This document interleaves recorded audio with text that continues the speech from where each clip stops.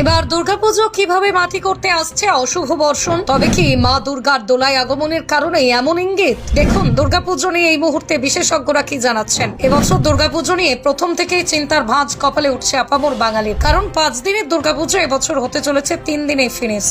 আবার যেটি সব থেকে চিন্তার বিষয় সেটি হলো মা দুর্গার আগমন আর গমন নিয়ে, কারণ মা দুর্গা এবার মর্তলোকে আসছেন দোলায়, আর যার ফলস্বরূপ হিন্দু শাস্ত্র অনুসারে দোলায়াং মরকং ভবেত, বিভিন্ন রকম অশান্তি, বিশৃঙ্খলা, অশুভের আশঙ্কা থাকছে এবছরের দুর্গাপুজোতে। আবার অন্যদিকে দেবীর ঘটকে গমন অর্থাৎ ফল ছত্র ভঙ্গস্তুর রঙ্গমে মৌরক, মহামারী, রোগ ব্যাধিতে বিপর্যস্ত হতে পারে এই জগৎ সংসার।